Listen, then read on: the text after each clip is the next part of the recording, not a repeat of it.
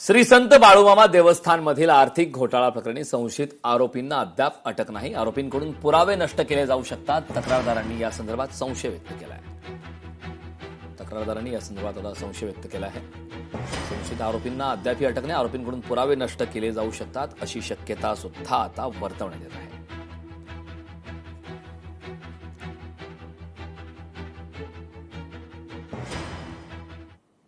तक्रारीच्या अनुषंगाने 21वाने अहवाल दिलेला आहे। त्या अहवालाच्या दरम्यान जी तक्रार आता चालू आहे तर त्याच्यावर तपास चालू आहे, पण तपासात असा काय फास्टपणा दिसत नाही। कारण सगळ्यात महत्वाचं तपास करत असताना त्यांनी ते ऑफिस किंवा त्यांचं धर्मदायचं जे बाळूमामाचं ट्रस्ट आहे ते ऑफिस सील करायला पाहिजे होतं, कारण तिथून बरीचशी कागदपत्र गहाळ होऊ शकतात। आणि दुसरी महत्वाची गोष्ट, तिथं रोज येणारे पैसे जे आहेत ते कसे भरले जातात, काय भरले जातात, ह्याच्यावर तिने एक प्रशासक नेमलाच पाहिजे तातडीने। कारण एकतर FRI दाखल झालंय, तर ते FRI दाखल झालेला असताना सुद्धा त्यांनी आतापर्यंत कुणालाही अटक केलेलं नाही। शेतमालक भीष्मसूर्यवंशी ज्यांनी हा व्यवहार केला ते ह्यांना विचारणं गरजेचं आहे।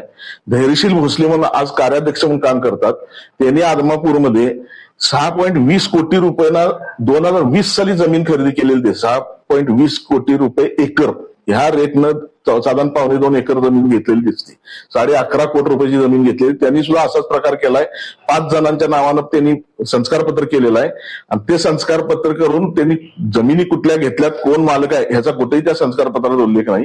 हे सगळे जर व्यवहार बघितले तर या सगळ्यांच्यावरती गुन्हे नोंद करून तपास होणं अत्यंत आवश्यक आहे।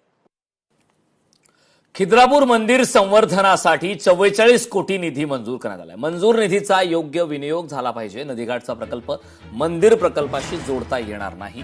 मंदिराच्या संवर्धनासाठी निधी खर्च झाला पाहिजे। ॲडव्होकेट युवराज नरवणकर यांनी या संदर्भातली माहिती दिली। नदीघाटाचा प्रकल्प हा मंदिराच्या प्रकल्पाशी जोडता येणार नाही। मंदिराच्या संवर्धनावर हे पैसे खर्च झाले पाहिजे।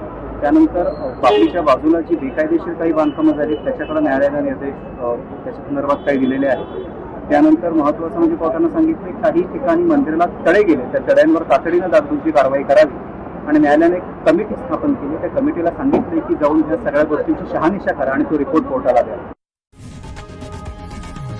लोकशाही मराठी ऐका, पहा, जागरूक रहा।